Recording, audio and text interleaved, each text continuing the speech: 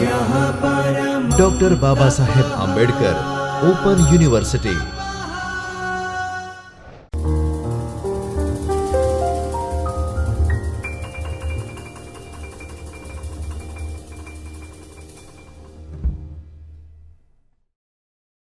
नमस्कार।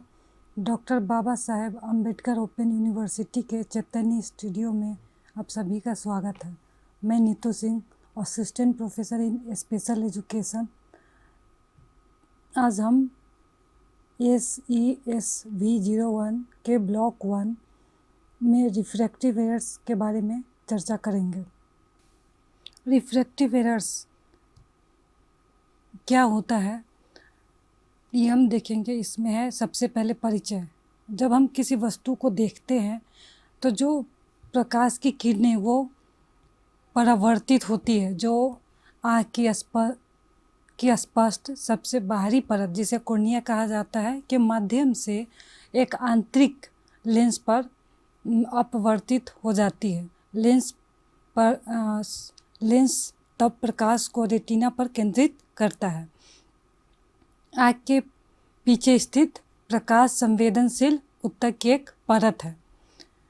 तब हम किसी वस्तु को देखते हैं। रेटिना प्रकाश के पैटर्न को विद्युत संकेतों में परिवर्तित करके वो हमारे मस्तिष्क ब्रेन तक पहुंचाता है और वो ऑप्टिक नर्व के माध्यम से जाता है। मस्तिष्क में इन संकेतों को उन वस्तुओं की छवियों के रूप में पहचाना जाता है जिन्हें हम और आप अपने आसपास के वातावरण में देखते हैं। रिफ्रैक्टिव एरर्स, अपवर्तक त्रुटियाँ, ये क्या होती है, किस कारण से होती है? तो ये तब होती है जब आँख मोड़ने में असमर्थ होती है और प्रकाश को रेटिना पर उचित रूप से केंद्रित करती है। जो हम देखते हैं और जो लाइट रे है वो हमारे लेंस, कॉर्निया लेंस एरिस से होते हुए हमारे रेटिना पर पड़ती है। तो उस डायरेक्शन में अगर कहीं भी गड़बड़ी हुई या सीधे से नहीं गया, रेटिना पे तक नहीं पहुंच पाया, या रेटिना के बाद पहुंचा है या रेटिना के पहले ही वो रुक गया है, तो हमें देखने में दिक्कत होगी। दृष्टि धुंधली या दुगनी या दोहरा दिखना भी हो सकता है, जिससे आँख पर दबाव हो सकता है। अगर कोई चीज़ हमें क्लियर या स्पष्ट नहीं दिखाई देता तो हम अपनी आँखों पे और ज़्यादा जोर लगाने लगते हैं, प्रेशर लगाने लगते हैं। अन्य समान लक्षणों में आँखों में तनाव या पढ़ाई में कठिनाई के परिणाम स्वरूप सिर दर्द शामिल हो सकता है। कई बार आँखों से पानी भी आने लगता है। बच्चों में अपवर्तक त्रुटियाँ बच्चों के पढ़ने के स्तर को प्रभावित कर सकती है और समग्र सीखने पर नकारात्मक प्रभाव डालती है। अगर बच्चे को देखने में कठिनाई होगी तो पढ़ने में भी उनका मन नहीं लगेगा, उससे भी वो भागेंगे। खेलने कूदने में भी उनको दिक्कत होगी, तो वहाँ पे भी वो कुछ खेलना नहीं चाहेंगे, घर में बैठा रहना चाहेंगे। तो इस तरह से उनका जो ओवरऑल डेवलपमेंट है उस पर ये प्रभाव डालती है। यह दृष्टि में एक अस्थायी और अपरिवर्तनीय गिरावट का परिणाम भी हो सकता है। जैसे अगर इसका ट्रीटमेंट नहीं किया जाए या सही समय पे इसका उपचार न किया जाए तो ये लेजी आई भी हो सकता है। बच्चों में और ज़्यादा देखने की क्षमता है वो प्रभावित हो सकती है। तो वयस्कों में धुंधली दृष्टि होना और असुविधाजनक और यहाँ तक कि असुरक्षित भी हो सकता है, खासकर वाहन चलाते समय या मशीनरी चलाते समय। अगर कोई कार्य कर रहे हैं और उनको स्पष्ट रूप से नहीं दिखाई दे रहा है तो दुर्घटना हो सकता है, वो काम बिगड़ सकता है। तो बच्चे हो या बड़े हो, दोनों को ये चीज़ें प्रभावित करती है। अपवर्तक त्रुटि निम्न में से एक या कुछ के परिणाम स्वरूप हो सकती है। जैसे आँख के आकार में बदलाव। अगर हमारे आँख का जो साइज है या शेप है उसमें कोई बदलाव होता है, चेंजेस होते हैं, तो आँख की स्वाभाविक रूप से खड़ी या चपटी सतह, सामान्य से अधिक मोटा या पतला लेंस होना। हमारे आँखों के अंदर जो लेंस है वो अगर जो नॉर्मल होना चाहिए वैसा ना हो कि अगर ज़्यादा पतला हो गया है या ज़्यादा मोटा हो गया है। आँख बहुत छोटी या बहुत लंबी, जो हमारे आँखों का साइज है वो अगर छोटा हो या फिर लंबा हो तो भी ये प्रॉब्लम आ सकती है। अपवर्त त्रुटियों के समान लक्षण, इसके करेक्टरिस्टिक्स या लक्षण क्या क्या हो सकते हैं अगर हमें हमारे आँखों में रिफ्रैक्टिव एरर्स होते हैं तो? ध्यान केंद्रित करने और किसी भी दूरी पर विवरण देखने में समस्या, अगर हम किसी चीज़ पे फोकस कर रहे हैं या उसको ध्यान से देखने का प्रयास कर रहे हैं उसमें कठिनाई होगी। अगर दूर की वस्तु या दूर कुछ लिखा हुआ है तो वो देखने में हमें कठिनाई होगी। धुंधली दृष्टि, स्पष्ट नहीं दिखाई देगा लिखा हुआ है या कोई चित्र है। सिर दर्द हो सकता है इसमें, आँखों पर जोर पड़ेगा, आँखों से पानी आएगा, आँख लाल हो जाएगा, पढ़ने या करीब से देखने में कठिनाई हो सकती है। बच्चों में आँखों क्रॉसिंग, जैसे पिछले क्लास में हमने किया था कि क्रॉस्ड आई, तो वो भी बच्चों में हो सकता है। सामान्य नेत्र परीक्षण से सभी प्रकार की अपवर्त त्रुटियां पाई जा सकती है जिसमें निम्न शामिल है। जैसे अगर हम आई चेकअप करवाएं हम अपना, तो क्या कमी है या क्या दिक्कत हो रही है या क्या कठिनाई है उसका पता लगाया जा सकता है। इसमें दूरदर्शिता मापने के लिए दृश्य तीक्ष्णता परीक्षण। दूसरा है चश्मे के लिए सही सलाह निर्धारित करने के लिए अपवर्तन परीक्षण। जो आई टेस्टिंग में हम जब भी आई टेस्टिंग करवाने जाते हैं तो हमें 2-3 जगह करवाना पड़ता है आई स्पेशलिस्ट के पास। एक जगह आपको सिर्फ ये देखेंगे कि आपको कितने दूर से दिख रहा है, वो चश्मे का नंबर डिसाइड करते हैं। एक जगह देखते हैं कि आपके आँखों पे या आपके जो आँखों के अंदर लेयर है, रेटिना है, लेंसेज है, कॉर्निया है, उसमें कहीं कोई दिक्कत तो नहीं है, उसमें कुछ इन्फेक्शन तो नहीं, ये सब देखते हैं। और एक जगह सिर्फ ये देखते हैं कि देखने की जो क्षमता है वो कितना है, आई का जो एरिया है, फील्ड है, वो कैसा है। आँखों की संरचना का आकलन करने के लिए स्लिट लैंप परीक्षण, अगर कम रोशनी में दिखाई दे रहा है या ज़्यादा रोशनी की ज़रूरत है तो अलग अलग लाइट के हिसाब से भी हम यहाँ पे आँखों का निरीक्षण किया जाता है। नेत्र विशेषज्ञ इनमें से कुछ या सभी परीक्षणों के साथ एक व्यापक नेत्र परीक्षण करेगा। अगर जिन्हें मामूली है तो वो तो सिर्फ नंबर देखेंगे आपको 6 फुट की दूरी पर और स्नेल चार्ट दिखाएंगे और उसके आधार पे चश्मा का नंबर बता सकते हैं। अगर ज़्यादा कठिनाई है तो फिर सारे प्रोसेस ही करने पड़ते हैं, सारा निरीक्षण करना पड़ता है। इसमें सबसे पहले अगर आई स्पेशलिस्ट के पास हम जाते हैं तो वो आई ड्रॉप रखते हैं हमारे आँखों के अंदर, ताकि जो आँखों का जो लेयर्स है, परत है, वो सबको वो अच्छे से देख पाए। और वो आई ड्रॉप डालने से थोड़ा सा ढीलापन होता है आँखों की पुतलियों और लेयर्स में, तो उनको देखने में आसानी होती है। जैसे आई ड्रॉप है, प्रदाता आँखों को पतला करने के लिए विशेष आई ड्रॉप का उपयोग कर सकता है। बूंदे पुतलियों के आकार, आँखों का जो काला केंद्र है जिसे हम एरीज भी कहते हैं, को और अधिक प्रकाश में आने देगी और प्रदाता को रेटिना की जांच करने की अनुमति देगा। तो आई ड्रॉप डाल के कई बार आप में से कई लोगों ने इस चीज़ से फेस भी किया होगा, मैं जानते भी होंगे घर के किसी लोगों को अगर आई चेकअप में लेके गए होंगे तो, कि आई ड्रॉप डालने का 15-20 मिनट या कई बार आधा घंटा भी बोलते हैं कि आप आँख बंद करके बैठिए, उसके बाद हम आपका आई चेकअप करेंगे। नेक्स्ट है इसमें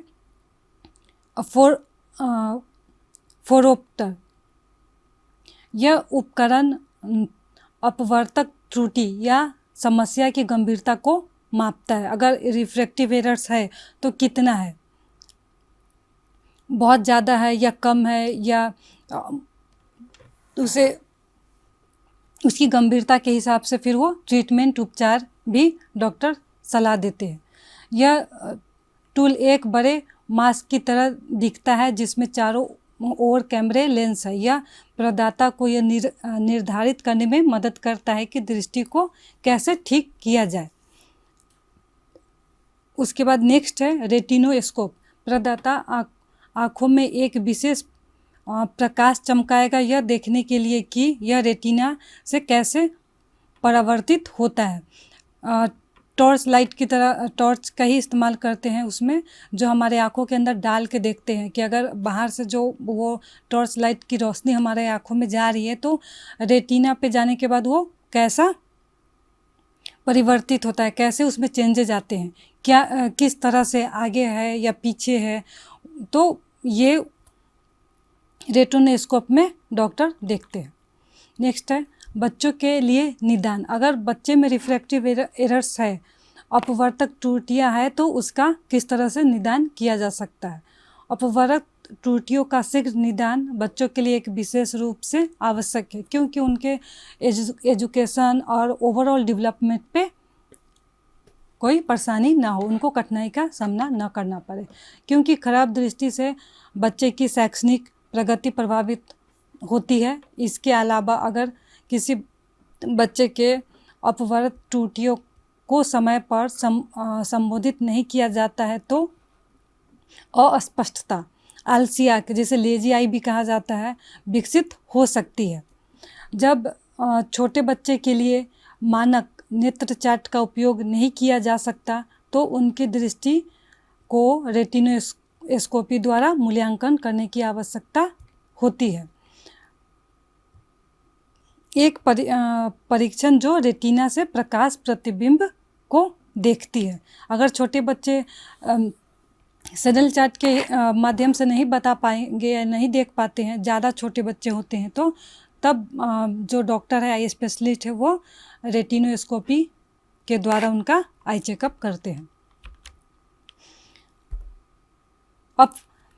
अपवर्तक त्रुटियों के लिए सामान्य उपचार। इसमें जो सामान्य उपचार है वो है चश्मा या कॉन्टैक्ट लेंस। जैसे मैंने भी अभी चश्मे पहन रखे हैं क्योंकि मेरे को भी रिफ्रैक्टिव एरर्स है, तो इसमें चश्मा है, कॉन्टैक्ट लेंस है, कॉर्नियल आधारित सुधारात्मक लेज़र सर्जरी है। लेज़र सर्जरी के द्वारा भी इसे ठीक किया जा सकता है, जैसे कि लेज़र असिस्टेंट इंसुट।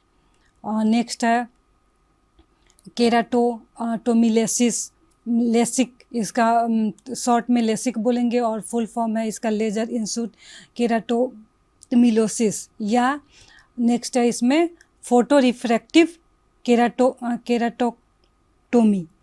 एक विशेष इंट्राओकुलर लेंस इम्प्लांट का उपयोग करके लेंस आधारित सर्जरी भी किया जाता है इसके ट्रीटमेंट के लिए। अपवर्तक त्रुटियां दृष्टि संबंधी समस्या है जो तब होती है जब आँख का आकार अच्छी तरह से ध्यान केंद्रित करने से रोकता है। जब हम किसी चीज़ को ठीक से या अच्छी तरह से नहीं देख पाते हैं, उस पर अपना कंसंट्रेशन नहीं कर पाते हैं, तो रिफ्रैक्टिव एरर्स होता है। इसका कारण नेत्र गोलक की लंबी या छोटी दोनों हो सकती है, कॉर्निया के आकार में परिवर्तन या लेंस की उम्र बढ़ना हो सकता है। कई बार छोटे बच्चों में भी होता है और ये कई बार एज के हिसाब से भी, अगर 35 प्लस है, 40 प्लस है, तो भी ये कठिनाई आती है। 4 सामान्य अपवर्तक त्रुटियां है। पहला है मायोपिया। इसमें इसे या निकट दृष्टि दोष भी कहते हैं। इसमें स्पष्ट दृष्टि पास के लिए, लेकिन दूर हमें देखना है तो वो दिक्कत होगी, हमें स्पष्ट दिखाई नहीं देगा। नज़दीक की चीज़ें हम आसानी से देख पाते हैं, लेकिन दूर की चीज़ें नहीं दिखाई देती है। दूसरा है हाइप्रोपिया या दूरदर्शिता। इसमें दूरी में स्पष्ट दृष्टि, लेकिन धुंधली, नज़दीक का जो है वो धुंधली दिखेगी, जो पास की चीज़ें हैं वो अच्छे से नहीं दिखाई देगा। जैसे कि आपको अगर सुई में धागा घुसाना है तो कठिनाई होगी। अगर कुछ चीज़ें जैसे चावल है, ये सबको सफाई करनी है तो उसमें दिक्कत होगी। आप घर में कई बार देखते होंगे मम्मी को या फिर दादी लोगों को कि नज़दीक की चीज़ें देखने में उनको कठिनाई होती है। तीसरा है प्रेसबायोपिया। उम्र बढ़ने के परिणाम स्वरूप नज़दीक से ध्यान केंद्रित करने में असमर्थता होती है। और इसका चौथा है दृष्टिवैषम्य। कॉर्निया के कारण होने वाली समस्याओं पर ध्यान केंद्रित करना। इसमें अगर कॉर्निया से रिलेटेड कोई दिक्कत है, कोई समस्या है, तो दृष्टिवैषम्य वैषम्य होता है। सबसे पहले हम देखते हैं निकट दृष्टि दोष, मायोपिया। मायोपिया जिसे निकट दृष्टि दोष भी कहा जाता है, दूर की वस्तुओं को स्पष्ट रूप से देखने में कठिनाई होती है, दिक्कत होती है, हम पूरी तरह से या अच्छे तरह से नहीं देख पाते हैं। दूर की वस्तु धुंधली दिखाई देती है, जिससे स्कूल में अगर किसी बच्चे को मायोपिया है, अगर हम उसको पीछे के बेंच पे, लास्ट बेंच पे बैठा देंगे तो टीचर ब्लैक बोर्ड पे क्या लिख रही है वो उनको क्लियर दिखाई नहीं देगा। देखने में अगर दिखाई भी देगा तो धुंधला दिखाई देगा, स्पष्ट नहीं होगा, सारा अक्षर है वो बिगड़ा हुआ दिखाई देगा। या अगर सड़क के संकेतों पर कुछ को पढ़ना मुश्किल हो सकता है। अगर ट्रैफिक लाइट सिग्नल देखना है हमको रोड पे, या कुछ बोर्ड पे लिखा हुआ देखना है सड़क के किनारे, तो भी कठिनाई होगी। अगर बच्चे का है तो टीवी देखने में भी उनको मुश्किल होती है। मायोपिया तब होता है जब अपवर्तित प्रकाश रेटिना के बजाय रेटिना के समान केंद्रित होता है। यह तब हो सकता है जब नेत्र गोलक का आकार लंबा हो, या यदि कॉर्निया में बहुत अधिक वक्रता हो। इसके लक्षण क्या क्या है मायोपिया के? सबसे पहला जो लक्षण है वह दूर की वस्तुएं साफ नज़र नहीं आती है, वे धुंधली दिखाई पड़ती है। दूसरा है टीवी आदि देखने में परेशानी होती है। कई बार आपने अपने आसपास या घर में भी देखा हुआ कि बच्चे टीवी के बहुत पास जाके बैठ जाते हैं, क्योंकि उनको देखने में कठिनाई होती है। आँखों के ऊपरी भागों में तथा सिर में पीड़ा रहने लगना, आँखों से कई बार पानी भी आने लगते हैं और आँख दर्द भी करने लगती है। कई बार कई व्यक्तियों को सिर भी दर्द करती है। और ज़रूरी नहीं है कि सारा लक्षण एक ही व्यक्ति में हो, हर व्यक्ति में अलग अलग भी हो सकता है। थोड़ा बहुत पढ़ने लिखने, सिलाई करने या बिनने का काम करने में भी कठिनाई होने लगती है। इस पिक्चर के हिसाब से आप देख सकते हो मायोपिया में जो हम देख रहे हैं बल्ब को, वो हमारे रेटिना से पहले ही वो पिक्चर बन जा रहा है, पूरे रेटिना तक पहुंच ही नहीं पा रहा है। तो इसमें हमें नज़दीक के तो दिखेगी, लेकिन दूर की चीज़ें देखने में हमें बहुत कठिनाई होगी। मायोपिया आमतौर पर पहली बार बचपन में प्रकट होता है और परिवार में चलता है। ये जेनेटिक भी हो सकता है। ये लगभग 18 के पहले ही अगर बहुत सारे लोगों को हो जाता है, 18 प्लस होने के बाद इसकी संभावना कम जाती है।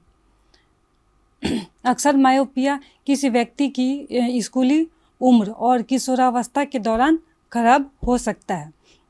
मायोपिया अधिकतर या सामान्य रूप से बच्चों में ही या जो फिर 18 के नीचे है, 18 साल के नीचे है, उन्हीं में होता है। किशोरावस्था के दौरान खराब हो सकता है, और जब लोग 20 के दशक में होते हैं तो स्थिर हो जाती है। बहुत सारे डॉक्टर ऐसा भी बोलते हैं कि आप जब 18 क्रॉस करोगे, 20-21 साल के होगे, तो जो आपका आँखों का नंबर बढ़ता जा रहा है लगातार मायोपिया की वजह से, वो जाके स्थिर हो जाता है। मतलब कि जितना नंबर हो गया है बस उतना ही रहेगा, उसके आगे और नहीं बढ़ेगा। लेकिन कभी कभी रेयर केस में वो 21 क्रॉस कर जाते हैं, कई बार 23, 23, 24 साल के भी होते हैं, तब तक भी कई बार बढ़ता हुआ रहता है। तो हर बच्चे में या हर व्यक्ति में ये समस्या लगभग एक जैसी होती है, लेकिन ये नहीं कह सकते हैं कि सब में एक जैसी ही होगी, एकदम सेम टू सेम, ऐसा नहीं होता। मायोपिया वाले अधिकांश लोग, विशेष रूप से 35 वर्ष से कम उम्र के लोग, बिना किसी परेशानी के वस्तुओं को करीब से देखने में सक्षम होते हैं। 35 वर्ष से अधिक उम्र के कुछ लोगों को भी प्रेसबायोपिया का अनुभव हो सकता है। प्रेसबायोपिया है वो जनरली 35 के बाद ही होता है। उसके पहले अगर बच्चे को हो रहा है तो मायोपिया होता है, जिससे वस्तु को करीब से देखना मुश्किल हो जाता है। इसके इलाज क्या क्या है मायोपिया के? चश्मा या कॉन्टैक्ट लेंस। बच्चों और वयस्कों में मायोपिया को ठीक कर सकते हैं। अगर ज़्यादा दिक्कत नहीं है, कम नंबर है या और मायोपिया का नंबर हमेशा माइनस में आता है, जैसे मेरा है तो मायोपिया ही है, तो इसमें उनके ज़रूरत के हिसाब से जो चश्मा है या कॉन्टैक्ट लेंस है वो हम बच्चे को या बड़े लोग हैं उनको भी उपलब्ध करा सकते हैं। केवल वयस्कों के लिए या कई बार नंबर फिक्स हो जाने के बाद जो बड़े लोग हैं वो अपना सर्जरी करवा लेते हैं, लेकिन बच्चों में ये नहीं कराया जाता है या नहीं होता है कि कई प्रकार के अपतरक सर्जरी है जो मायोपिया को ठीक कर सकते हैं, क्योंकि बड़े होने के बाद जो हमारा नंबर है, आँखों का जो नंबर है वो ऑलमोस्ट फिक्स हो जाता है कि अब इसके आगे नहीं बढ़ेगा। तो हम अपना सर्जरी से, क्योंकि कॉन्टैक्ट लेंस या चश्मा हमें ना पहनना पड़े, इसके लिए हम सर्जरी करवा लेते हैं। मायोपिया के साथ चश्मा या कॉन्टैक्ट लेंस के लिए एक माइनस नंबर होता है, जैसा कि -3, 2, -1, -0.5, कोई सा भी हो सकता है। संख्या जितनी अधिक होती है लेंस उतने ही मोटे होंगे। जितना ज़्यादा नंबर होगा, जैसे -3, -4, -5, तो उनका जो ग्लास है चश्मे का वो मोटा होता है, लेकिन आजकल ऐसा नहीं होता है, क्योंकि फाइबर लेंसेज आ गए हैं तो वो हल्का ही होता है। जब फाइबर लेंसेज नहीं थे, सिर्फ ग्लास ही था, लेंस ही थे, उस टाइम बहुत मोटा होता था, तो वो चश्मा भी भारी हो जाता था। यह उपचार आपकी दूरदृष्टि को साफ करते हैं, रेटिना पर प्रकाश को केंद्रित करने में मदद करते हैं। जब हम अपना कॉन्टैक्ट लेंस या चश्मा पहनते हैं तो हमें जो देख रहे हैं या अपना जो ध्यान केंद्रित करना है उसमें हमें आसानी हो जाती है, कोई प्रॉब्लम नहीं होती है।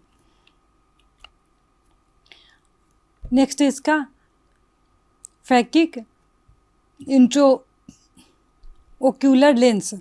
उन रोगियों के लिए एक विकल्प है जिनके पास उच्च मायोपिया है, जिनमें जो नंबर है वो बहुत ही अधिक है, या जिनके कॉर्निया PRK या लेंसिक के लिए बहुत पतले हो गए हैं। कई बार जो हमारा आँखों के अंदर जो लेंस है वो भी बहुत अधिक पतला हो जाता है। फैकिक इंट्राओक्यूलर लेंस प्राकृतिक लेंस के ठीक समान आँख के अंदर रख जाते हैं। जैसे हमारे आँखों का जो लेंस है उसको निकाल के, और जो आर्टिफिशियल लेंस है वो वहाँ पे डॉक्टर सर्जरी के द्वारा रख देते हैं या इम्प्लांट कर देते हैं। नेक्स्ट है इंट्राओक्यूलर लेंस इम्प्लांट। नेत्र रोग विशेषज्ञ को आँख में शल्य चिकित्सा द्वारा एक नया लेंस डालने की अनुमति देता है, जो अभी मैंने कहा, जो प्राकृतिक लेंस को बदल देता है। मोतियाबिंद विकसित होने से पहले यह प्रक्रिया की जाती है। जैसे अगर कई लोगों में अगर मोतियाबिंद विकसित होने की संभावना है तो उसके विकसित होने से पहले ही जो है ये इम्प्लांट या सर्जरी कर देते हैं। नेक्स्ट हमारा विजन थेरेपी। विजन थेरेपी एक विकल्प है यदि मायोपिया ध्यान केंद्रित करने वाली मांसपेशियां की ऐंठन के कारण होता है। आँखों के व्यायाम से मांसपेशियों को मजबूत कर सकते हैं और फोकस में सुधार कर सकते हैं। कई बार जो आई स्पेशलिस्ट है वो हमें आई का एक्सरसाइज करना भी बताते हैं कि आप इस तरह से अपने आँखों का एक्सरसाइज कर सकते हो, जिससे जो हमारे आँखों के अंदर का जो मांसपेशियां है वो स्ट्रॉन्ग बने, मजबूत बने, ताकि हमारी जो दृष्टि है, आई विजन है, वो अच्छी हो।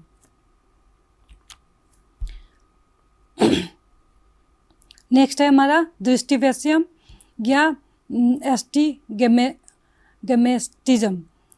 दृष्टिवैषम्य एक असामान्य रूप से आकार के कॉर्निया के कारण धुंधली दृष्टि है। दृष्टिवैषम्य वाले लोगों में कॉर्निया एक गोले की तुलना में एक फुटबॉल या अंडे के आकार का हो जाता है।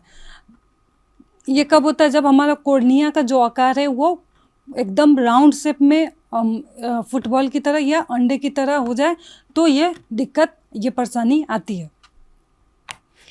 दृष्टिवैषम्य के साथ एक आँख पर पड़ने वाला प्रकाश विकृत हो जाता है और रेटिना पर एक फोकस बिंदु के बजाय आँख के भीतर कई फोकस बिंदुओं पर अपरिवर्तित हो जाता है। जो हम देख रहे हैं वो सीधा लाइन की तरह, स्ट्रेट लाइन की तरह हमारे रेटिना तक पहुंचती है। लेकिन यहाँ इसमें क्या होता है, दृष्टिवैषम्य में हम जो चीज़ देख रहे हैं उसका जो स्ट्रेट लाइन है वो सीधे न जाके अंदर जाके बहुत सारे पॉइंट बनाता है, तब ये समस्या उत्पन्न होती है। ज़्यादातर समय दृष्टिवैषम्य वाले लोगों को वस्तुओं को करीब और दूर देखने में कठिनाई होती है। इसमें अगर दृष्टिवैषम्य किसी व्यक्ति को है या बच्चे को है तो उनको दोनों में ही दिक्कत आएगी, नज़दीक की चीज़ों को देखने में भी और जो दूर की वस्तु है, जो दूर कुछ लिखा है उसको देखने में भी। इसमें पिक्चर में आप देख सकते हो कि जो लाइट है वो कॉर्निया से होते हुए, लेंस से होती हुए हमारे रेटिना पे जब जा रहा है तो जो रेटिना पे पड़ना चाहिए उसके अलावा 2 जगह और भी वो पॉइंट, फोकल पॉइंट है वो दिखा रहे हैं। तो हमें इसमें हम ध्यान केंद्रित ही नहीं कर पाते और नज़दीक की चीज़ें हैं वो भी और जो दूर की चीज़ें हैं वो भी हम देखने में असमर्थ हो जाते हैं। दृष्टिवैषम्य 2 प्रकार के होते हैं।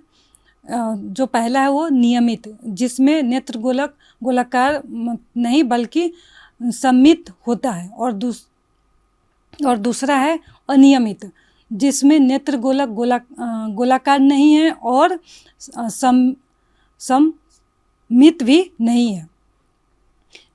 नियमित दृष्टिवैषम्य अनियमित दृष्टिवैषम्य की तुलना में बहुत अधिक सामान्य है, जो ज़्यादा लोगों में या अधिक लोगों में पाया जाता है या होता है। दृष्टिवैषम्य जन्म के समय मौजूद हो सकता है। कई बार है कि हम बताते कि इस एज तक ये हो सकता है या बाद में नहीं होगा, लेकिन जैसे मोतियाबिंद है, हम लोग जनरली जानते हैं कि 40+ के बाद ही मोतियाबिंद होता है। ज़्यादातर अधिकतर बुढ़ापे में या बूढ़े लोग हैं उनमें ही पाया जाता है, लेकिन कई बार रेयर केस में देखते हैं कि हम जो बच्चे पैदा हुए हैं वो उनमें भी मोतियाबिंद है। तो ये ज़रूरी नहीं है कि एज लिमिट है या एज के हिसाब से होगा। कई बार हम बच्चों में भी, छोटे बच्चों में भी या जन्म के समय भी उनमें ये चीज़ें मौजूद हो सकती है या होती है। दृष्टिवैषम्य जन्म के समय मौजूद हो सकता है और अक्सर छोटे बच्चों में इसका निदान किया जाता है। अगर ये है तो छोटे बच्चों में अगर पता चलता है तो हम उसी छोटे में ही उसका सर्जरी के द्वारा इसका इलाज किया जा सकता है। यह आमतौर पर दोनों आँखों को प्रभावित करता है और कभी कभी सिर्फ एक आँख में ही हो सकती है। उदाहरण के लिए कि जैसे बड़े होने पे या छोटे बच्चों में ही है, कभी हम खेलते खेलते गिर गया, चोट लग गई आँखों में, तो हो सकता है कि हमारा दोनों आँख नॉर्मल था, लेकिन किसी दुर्घटना बस एक आँख हमारा प्रभावित हुआ, उसमें चोट आई या किसी वजह से भी, तो हमारे एक आँख में ही ये हुआ है और दूसरा आँख हमारा नॉर्मल है, तो ऐसा भी हो सकता है। उदाहरण के लिए यदि आँख की चोट जैसे कट से कॉर्निया पर निशान पड़ जाता है। दृष्टिवैषम्य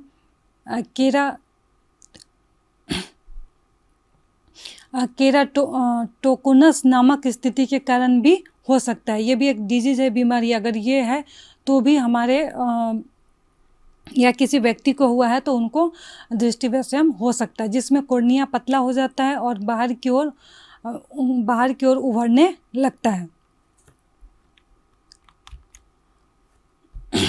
इसके उपचार क्या हो सकते हैं और या फिर कैसे किया जा सकता है? जो सबसे पहले वो सुधारात्मक लेंस या सर्जरी है। संशोधक लेंस या सुधारात्मक लेंस पहनने से कॉर्निया या लेंस के असमान वक्रता का प्रतिकार करके दृष्टिवैषम्य का इलाज किया जा सकता है। अगर ज़्यादा नहीं है तो वो कितना हमारी आँखें कितनी प्रभावित है उसके हिसाब से जो आई स्पेशलिस्ट है या डॉक्टर है वो लेंस या सर्जरी का सुझाव देते हैं। तो अगर कम है तो लेंस से या कॉन्टैक्ट लेंस से भी या चश्मे से भी हम इसका इलाज किया जा सकता है। सुधारात्मक लेंस के प्रकारों में शामिल है चश्मा और कॉन्टैक्ट लेंस।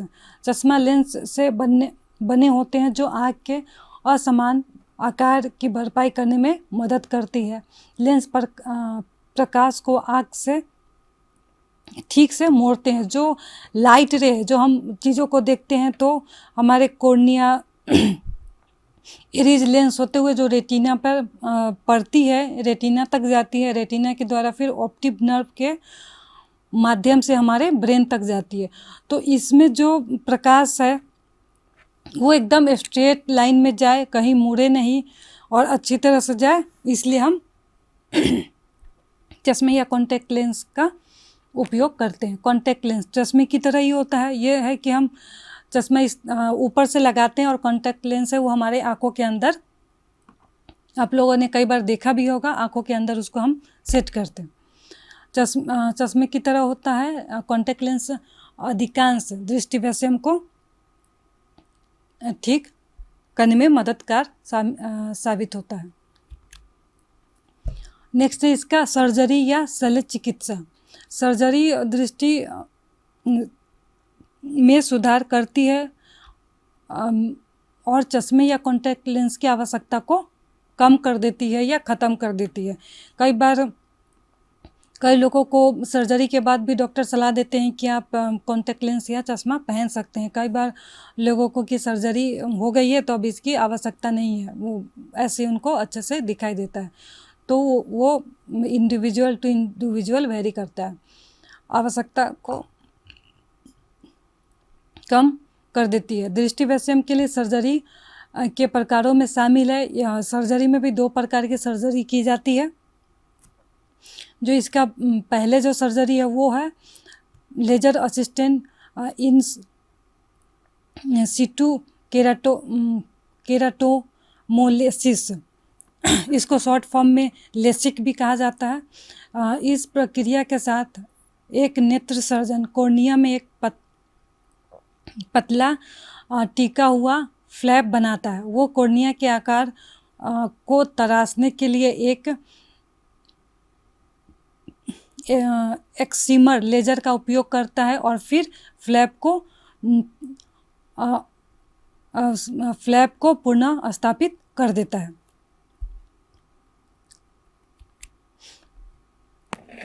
दूसरा जो इसका सर्जरी है वो है लेजर असिस्टेंट सबेथेलियल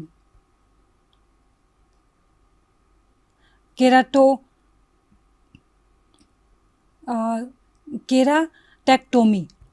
कॉर्निया में एक फ्लैप बनाने के बजाय सर्जन एक विशेष अल्कोहल के साथ कॉर्निया के पतले सुरक्षात्मक आवरण जो एपिथेलियम है को ढीला कर देता है। वो कॉर्निया की वक्रता को बदलने के लिए एक एक्सीमर लेजर का उपयोग करता है और फिर ढीले एपिथेलियम को पुनः स्थापित कर देता है। तो ये 2 सर्जरी है जिसके माध्यम से या जिसका उपयोग करके डॉक्टर व्यक्ति या बच्चे में दृष्टिवैषम्य है तो उसका इलाज या उपचार करते हैं। धन्यवाद। इसके आगे हम नेक्स्ट क्लास में करेंगे।